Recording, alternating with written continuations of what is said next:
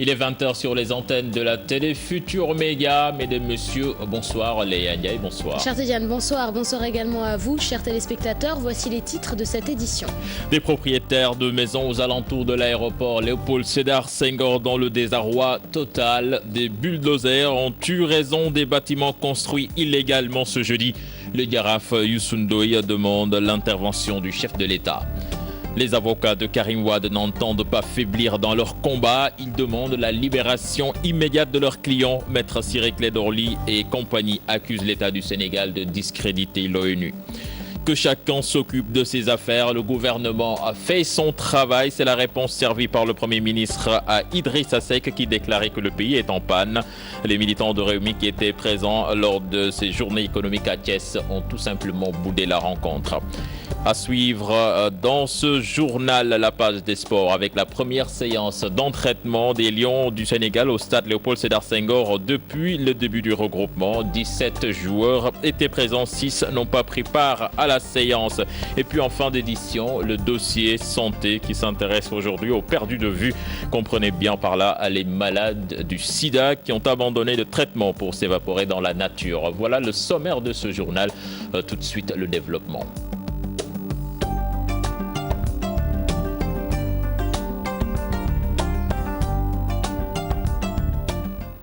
Bienvenue à toutes et à tous. Léa Aïda Diong attendue demain à la CRI. Un acharnement incompréhensible selon les avocats d'Aïda Diong, quelques jours seulement après sa libération suite à l'affaire des produits phytosanitaires. Pour ses conseils, la Cour de répression de l'enrichissement illicite n'a pas encore bouclé les 6 mois d'enquête et leur cliente n'a pas eu le temps de se reposer et de retrouver ses proches. Nous parlons des avocats de Karim Wade qui demandent la libération immédiate de leurs clients. Une demande qui intervient après que le groupe de contact des Nations Unies a jugé illégale la détention de Wade fils pour maître Ciré Clédor Ly et compagnie. L'État du Sénégal est en train de jeter le discrédit sur cette institution internationale alors que le Sénégal est tenu de respecter les décisions émanant de l'ONU. Ces avocats ont fait face à la presse cet après-midi. Compte rendu signé Ibrahim Makan et Younous Diatta. Sur la détention arbitraire est venu confirmer. Face à la presse, les avocats de Karim Wade crient victoire de leurs clients. Karim Wade est détenu de manière arbitraire, révèle le groupe de travail des Nations Unies sur la détention arbitraire. La position toutefois est minimisée par l'État du Sénégal, mais pour la défense de Karim Wade, le Sénégal ne peut pas se soustraire à son obligation internationale. Par conséquent, elle demande la libération immédiate de son client. L'article 56 dit que tous les États ont l'obligation de respecter les engagements qu'ils prennent. Donc le Sénégal, en ratifiant la charte, a pris l'engagement d'exécuter toutes les décisions des Nations Unies. Donc le groupe de travail, ce n'est pas un petit bureau. Le groupe de travail, c'est en fait un organe subsidiaire de l'Assemblée générale des Nations Unies. L'État du Sénégal, en l'espèce, a déjà foulé aux pieds une décision de la Cour de justice de la CEDEAO selon la défense de Karim Wade. Aujourd'hui, dit-elle, il continue de montrer un visage de délinquant international. Le Sénégal, de par ses déclarations, est un délinquant international. Parce que le délinquant, c'est quelqu'un qui est en marge de la loi. On a dit que le Sénégal est en marge de la loi parce qu'il a maintenu quelqu'un en détention de façon arbitraire. Le Sénégal persiste en disant « je suis souverain, je fais ce que je veux ». Donc le Sénégal s'affiche effectivement comme un monstre et un délinquant international. Va-t-on vers une libération de Karim Wade? Difficile d'y répondre pour le moment, mais une chose est sûre, la structure subsidiaire des Nations Unies demande à l'État du Sénégal de libérer Wade fils, selon ses avocats. Et nous restons dans le domaine judiciaire. Mamadou Lamine Massali est sorti de prison. La Cour suprême a ordonné la mise en liberté provisoire du jeune libéral. Après plusieurs semaines de détention, Mamadou Lamine Massali est accusé d'avoir tenu des propos irrévérencieux à l'endroit de la gendarmerie sénégalaise. Chère Tidiane. Nous restons toujours en justice avec l'affaire Tahibou Ndiaye. L'audience reprend ce lundi. 3 témoins se sont succédés à la barre pour une confrontation, notamment en Mbaye, administrateur d'EMG, Roda Derwit, directeur du CCS et Vincent Bidi, ancien directeur des domaines. Ils ont tour à tour disculpé le prévenu dans leurs déclarations respectives, même si les avocats de la partie n'ont pas été convaincants, surtout sur les 80 millions cédés en nature à Taïboungaï par Derwit, propriétaire d'un terrain de 9900 mètres carrés dans la réserve du stade Léopold Sédar Senghor. L'ancien directeur des domaines a cependant, dans ses explications, déclaré, sans faire allusion à Taïboungaï, que la procédure d'acquisition de terrain des filles adoptives du prévenu n'a pas été régulière. Nous parlons politique à présent. Après les attaques d'Idrissa Seck contre le régime de Macky Sall, la réponse du chef du gouvernement ne s'est pas fait attendre. Pour Mohamed Ben Abdallah Dionne, le pays n'est pas en panne, contrairement aux déclarations d'Idrissa Seck, qui l'invite d'ailleurs à s'occuper de ses affaires. Je vous propose d'écouter Mohamed Ben Abdallah Dionne, le Premier ministre. Ses propos sont recueillis par Charanta Diop et Oumar Saïlatir. C'est pour dire que le gouvernement, mon gouvernement, il travaille.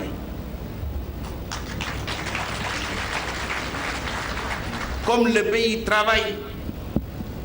Et je voudrais saisir cette tribune pour dire une chose. Et je le dis ici à Thiès, parce que certains disent le pays est en panne, le gouvernement est incompétent, etc.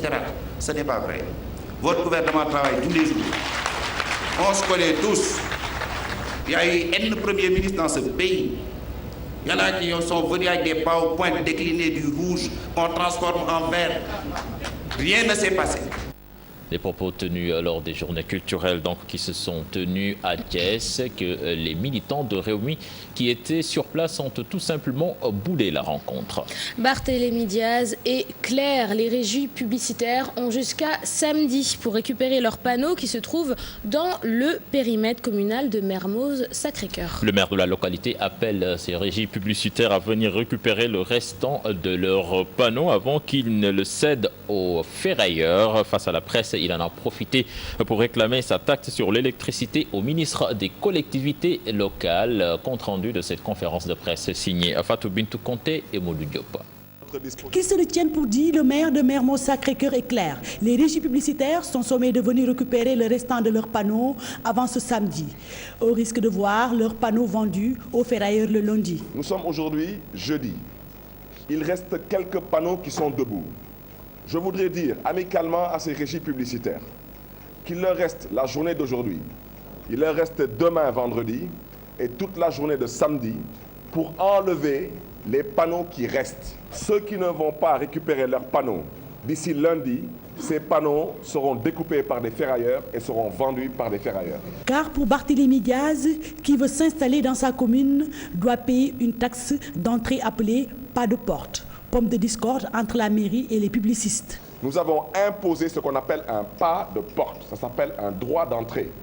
Ça veut dire que quiconque veut mettre un parking pour vendre des voitures dans la commune de Mermoz-Sacré-Cœur, il doit d'abord payer 1 million pour pouvoir rentrer dans la commune de Mermoz-Sacré-Cœur. Ça n'a absolument rien à voir avec le loyer mensuel. On n'a pas besoin de se disputer. On n'a pas besoin de marchander, c'est une décision de conseil municipal, c'est à prendre ou à laisser. Au ministre des collectivités locales, Maître Oumar Youm, le maire de la commune de Mermoz-Sacré-Cœur réclame sa taxe sur l'électricité, car, estime-t-il, l'attente a été trop longue. Il faut aussi que le ministre des collectivités locales puisse nous dire quand est-ce que nous allons recevoir notre taxe sur l'électricité consommée. Ça commence à faire des ordres, et à ce rythme, il faut que les choses soient dites, certes en mettant les formes, mais qu'elles soient dites de façon un peu plus claire. Face aux journalistes, le maire de Mermoz-Sacré-Cœur exige de la SICAP la restitution de ces terres vendues illégalement par la dite société. Bintou Conté, merci. Les marchands ambulants de l'avenue Ponty dans la tourmente suite à la décision de l'entreprise de bâche de retirer ses tentes. En colère, ils pointent un doigt accusateur sur la mairie de Dakar et demandent au chef de l'État d'intervenir avant que la situation ne dégénère. Papandéry Fall et Aïssa Toudia. Les marchands ambulants recasés à l'avenue Ponty sont sur le pied de guerre. Ces derniers fustigent la démarche des autorités municipales qui, selon eux, se cachent derrière l'entreprise qui leur a loué les tentes. Nous, dañu ñëw di recasser ñu dugal nu fii Ils nous ont recasés ici en nous mettant en rapport avec un certain Michel Keïta. Depuis lors, nous vivons avec d'énormes difficultés. Ils nous ont permis un marché qu'on attend toujours. Maintenant, ils veulent nous renvoyer et sans possibilité de le faire, ils nous mettent en mal avec le propriétaire de la tente. Selon ces marchands, la municipalité n'a aucune considération pour eux. Ils nous font souffrir car ici nous sommes condamnés. Comme si nous ne sommes pas des fils de ce pays. Il faut que cela cesse vraiment. Nous sommes comme des malpropres pour ces autorités. Ainsi, ils interpellent le président de la République et n'excluent pas de manifester leur colère à travers une marche. Nous interpellons le chef de l'État sur notre situation. Ils attendent qu'on ait des morts ici pour réagir. Les jeunes sont déterminés à se défendre. Près de 140 occupants au début sous cette bâche. Aujourd'hui, il ne reste plus qu'une cinquantaine de personnes qui refusent de mener leurs activités sous le soleil car le propriétaire des tentes menace de récupérer son matériel à cause d'une dette que lui doit la mairie de Dakar. Je vous le disais en sommaire, le désarroi de ces propriétaires de maisons en construction situées aux alentours de l'aéroport Léopold Sédar Senghor, des maisons qui ont été détruites. Des familles éplorées qui risquent de dormir à la belle étoile. Le Djaraf Youssou N'Doye demande l'ouverture de discussions sérieuses et interpelle le chef de l'État afin de venir en aide à ces familles. Mambiram Diouf et Mardia. Ceci ne découle pas d'un effondrement. Les décombres et autres pans de bâtiments sur le point de s'écrouler s'y ajoute l'atmosphère bouillonnante démontre l'intensité de la démolition de ces maisons sur cette parcelle de terre où tenait une clôture, logeait temporairement cette famille depuis presque 1 an.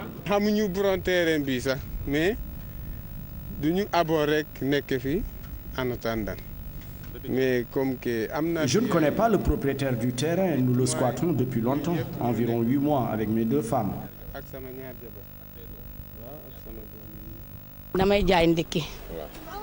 Je vends le petit déjeuner, j'ai fait 7 ans ici. Quand je l'occupais, il n'y avait rien du tout.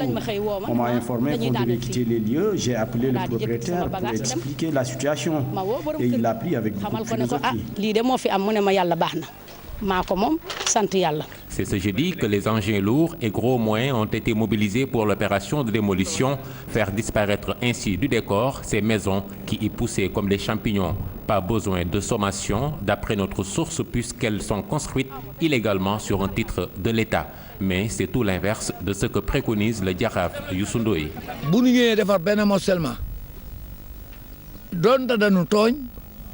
Même si ces propriétaires de maisons ne sont pas dans leurs droits, il est normal qu'on privilégie le dialogue avant tout. Le Djaraf d'interpeller le chef de l'État pour que la restauration de l'ordre visée à travers cette opération ne souffre d'aucun manquement.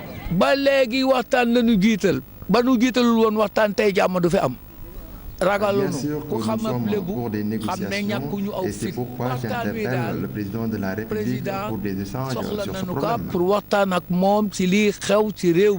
La zone qui jouxte sur l'aéroport de Dakar continue de faire l'objet de polémiques. Pas plus tard que la semaine dernière, des jeunes de Yoff étaient dans la rue pour dénoncer ces démolitions. Installation progressive d'individus et d'organisations extrémistes au Sénégal. Le khalife de la famille de Serigne Abass Sall de Louga appelle les autorités à faire preuve de vigilance. Oui, Serigne Mansour Sall qui attire l'attention des autorités. Selon le marabout, ces personnes ont créé des tensions dans beaucoup de pays islamiques. Je vous propose d'écouter, il est au micro de Kernofal. Donc, méfiez-vous, on est touché directement. Il faut que nous soyons quand même conscients qu'on n'est pas encore hors du danger. Parce qu'il y a des organismes qui viennent comme ça, en cachette, alors qu'ils sont là. À un moment, on me dit qu'ils ont créé une radio quelque part au Sénégal. Tu vois, ces gens-là, c'est des gens extrêmement bizarres. Là où ils sont, c'est toujours des conflits. Alors, il aime la discussion, des polémiques, n'est-ce pas? Et au bout du compte, c'est la guerre. Ça s'est passé comme ça, ça se passe comme ça en Iran, au Liban, et en Irak, et en Syrie, et en ce moment-là, à Yémen. Un peu plus au nord de Louga, avec le cri du cœur des ressortissants sénégalais de Nouakchott. Ils soutiennent être victimes de vexations et de brimades lors des contrôles d'identité. Ces ressortissants ont manifesté leur colère devant l'ambassade du Sénégal à Nouakchott et disent être prêts à quitter la Mauritanie si rien n'est fait. C'est une correspondance signée Mohamed Diop.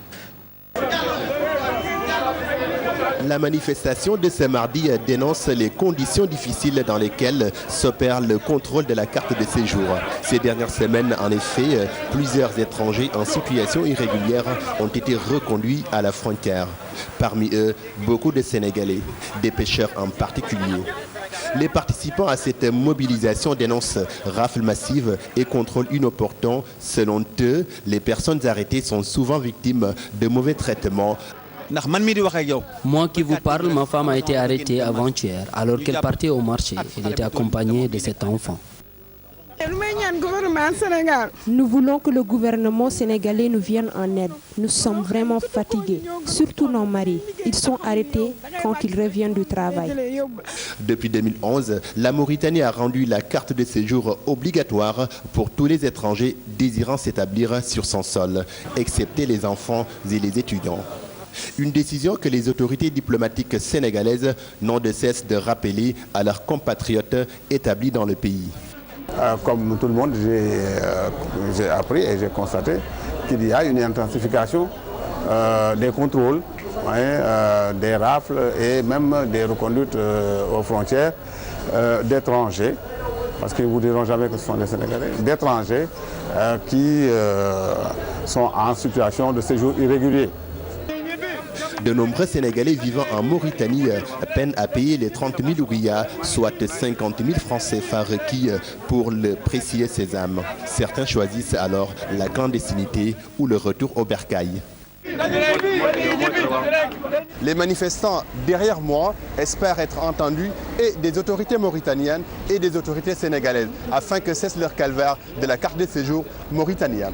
800 milliards de francs CFA, c'est la somme qu'injecte la diaspora dans l'économie chaque année. L'annonce, chère Tidiane, est du ministre de l'Habitat, Diane Farba Sarr. Oui, Aléa, une initiative des Sénégalais de l'ECO en partenariat avec Prince Art ainsi que d'autres promoteurs.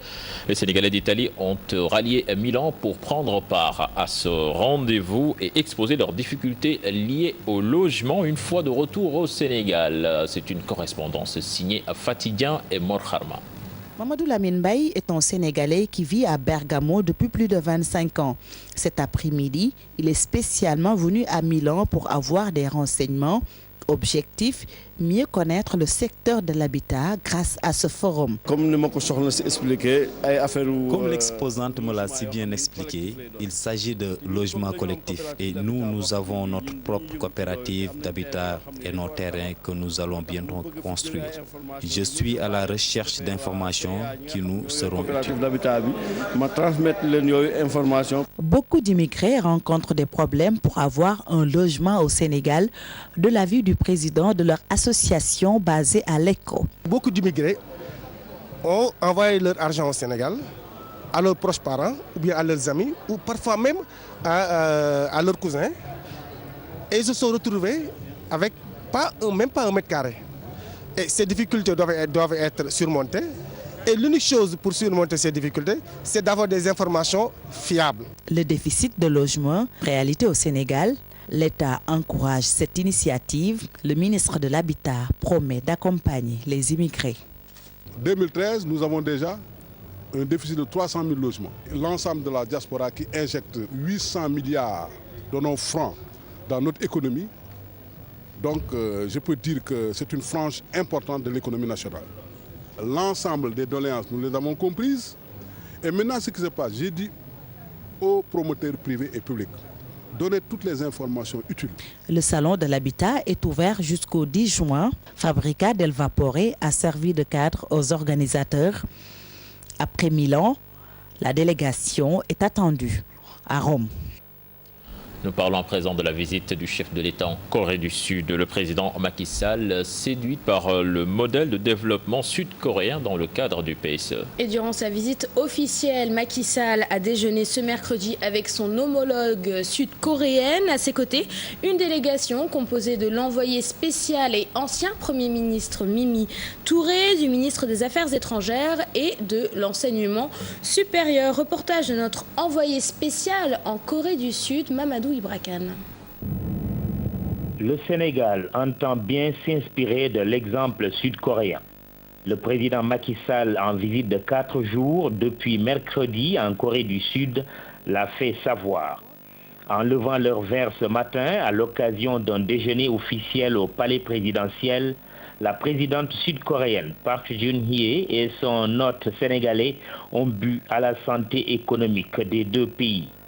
Le chef de l'État trouve dans le succès économique du pays des matins calmes une bonne source d'inspiration pour la mise en œuvre du plan Sénégal émergent, son si cher PSE.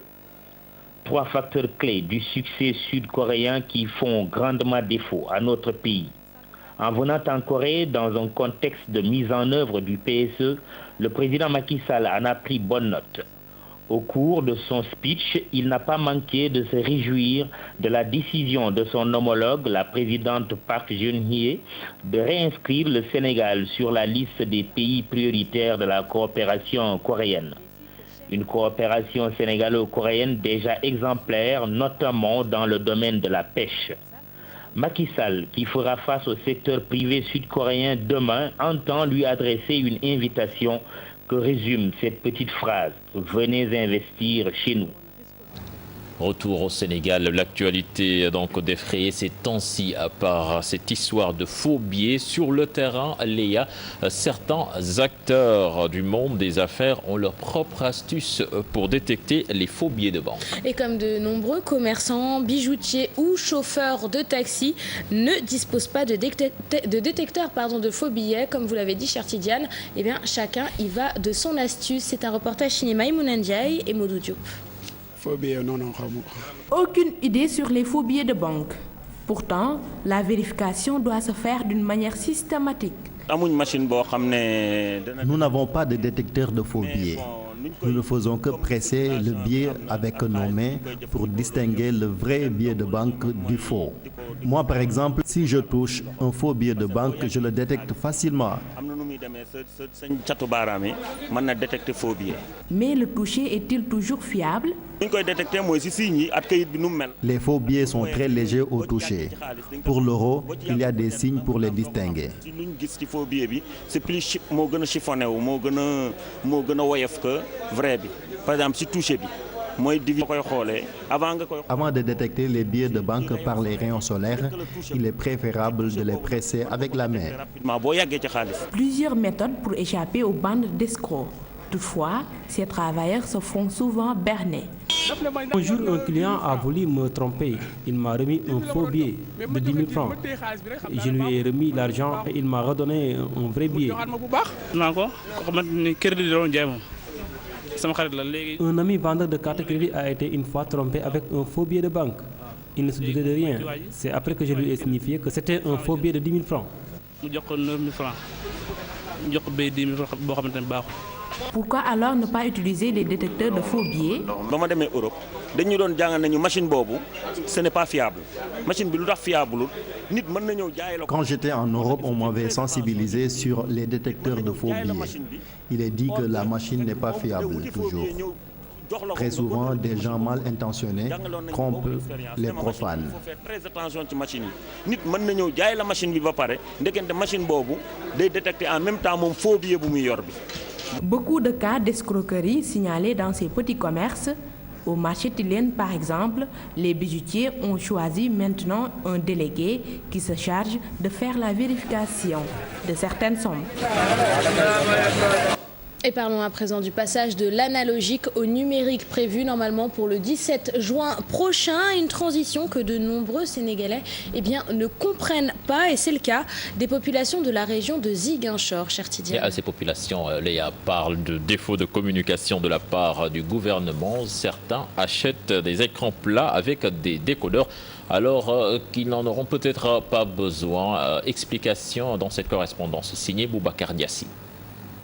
Les Ziguinchorois ont une connaissance très approximative du passage au numérique.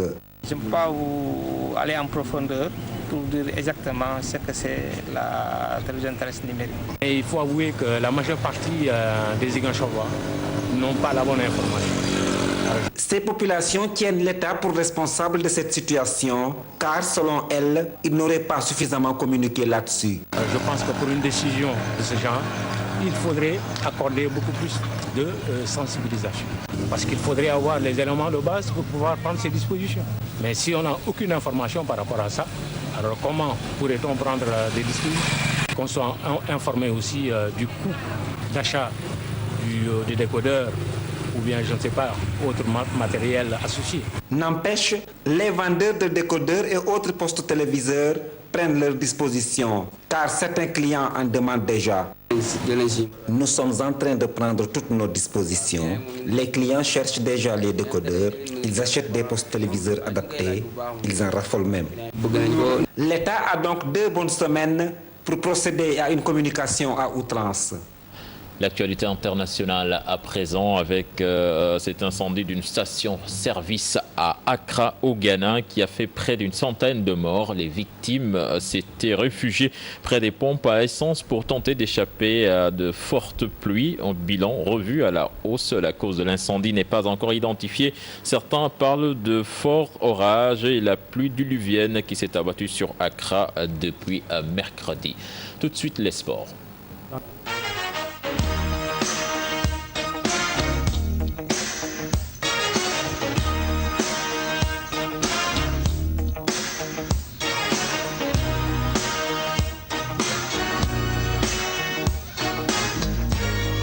Voilà donc la page des sports que nous démarrons avec la première séance d'entraînement des Lions du Sénégal. C'était cet après-midi au stade Léopold Sédar Senghor où les Lions vont affronter le Burundi dans le cadre de la première journée des éliminatoires de la prochaine Coupe d'Afrique des Nations.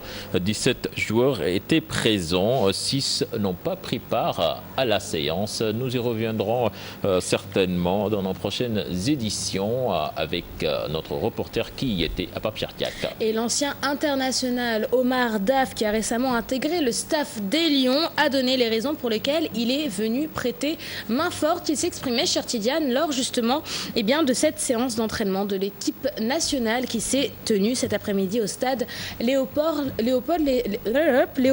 Sédar Senghor. Ces propos sont recueillis par Pape-Chertiac. Le coach mettra les choses en place. Comme je dis, moi je suis là pour l'épauler, c'est à lui de donner les grandes lignes. Mais en tout cas, on le connaît, on se connaît. Donc si je suis là, c'est qu'on est d'accord, on est sur la même longueur d'onde. Il y a un coach qui est là, comme je dis, c'est à lui de mettre les bases. Moi je suis là pour l'épauler, comme les joueurs seront là pour faire leur travail. Chacun restera à sa place. Donc voilà, comme je dis, moi je suis là pour apporter un plus, comme tout Sénégalais qui aime son pays. En tout cas, on va essayer de donner le maximum pour qu'on ait des résultats. Beaucoup de fierté, je sais que les Sénégalais adorent le football, mais à travers le jeu, c'est le mot que je répète tout le temps, il faut garder le côté plaisir.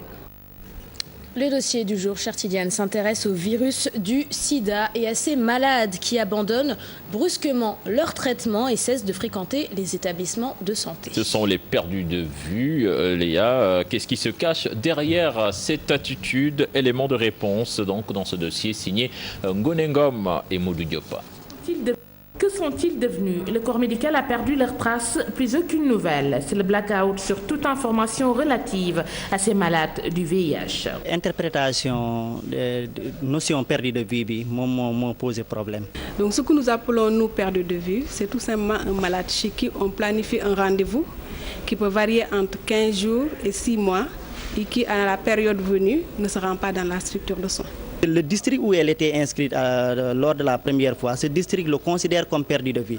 Alors que dans un autre district, elle n'est plus perdue de vue, elle est en train de suivre son traitement là-bas. Mais dans les structures chargées du suivi des malades, le phénomène est bien réel. Il y en a qui ne se rendent pas dans la structure de soins, tout simplement parce qu'ils se sentent mieux. Il y en a d'autres qui viennent dans notre pays pour se faire soigner. Et quand ils se sentent mieux, ils rentrent dans le pays. Quand on fait l'analyse de 2014, le taux de perte de vue au Sénégal est de 9%. Mais ces bons résultats ou le changement de site n'expliquent pas tout. De tels aspects ont aussi augmenté le pourcentage d'abandon. Elle préfère ne pas venir dans ce district qui est tout proche et préfère aller dans un autre district éloigné pour ne pas être connue dans la masse. Et si ajoute maintenant la mobilité des prestataires de santé, une personne qui se colmate pour avoir son billet de transport pour venir prendre ses ARV vient ne trouve pas le prestataire qui devait lui dispenser ces ARV-là, doit retourner pour ensuite revenir. Aujourd'hui, rares sont les appareils CD4 qui fonctionnent dans ce pays, rares sont les appareils qui fonctionnent et qui ont des réactifs également. Mais il est aussi vrai que d'autres vont ailleurs à la recherche d'autres soins. Par exemple, les tradipraticiens. Parfois, on entend qu'en Gambie, on soigne le VIH. Il y a beaucoup de gens qui vont vers la Gambie pour vraiment espérer se soigner là-bas. Ils ont alerté les autorités pour que ces dernières puissent allier les deux. Et pour faire face, un dispositif de relance est mis en place par le bureau. Quand on ne voit pas le malade à la fin de la journée, on déclenche la relance par le téléphone, par le SMS. Il y a aussi par rapport à l'accessibilité, donc ceux qui ont du mal à arriver dans la structure parce qu'ils n'ont pas les moyens, on a une politique de délégation des tâches. Il y a aussi toutes les stratégies que les associations de personnes vivant avec le VIH font. Cette sensibilisation porte aussi sur la résistance et la prolifération du VIH. Et une fois qu'on arrive à une ligne où on n'a plus assez de solutions pour traiter ces résistants, la personne elle risque d'être perdue. Les malades qui prennent correctement le traitement antirétroviral, ils suivent le rendez-vous régulièrement, on arrive à avoir une charge virale indétectable. S'il y a une charge virale indétectable, ça réduit la transmission du VIH. Plus de tolérance de la part de la société et le soutien de la famille restent aussi des éléments importants pour stopper le phénomène. Ngom, merci, c'est la fin de ce journal. Léa, merci. Merci à toi, cher Tidiane, à demain. La parole à présent à Pape Pierre Diallo pour la permanence. Pape Pierre.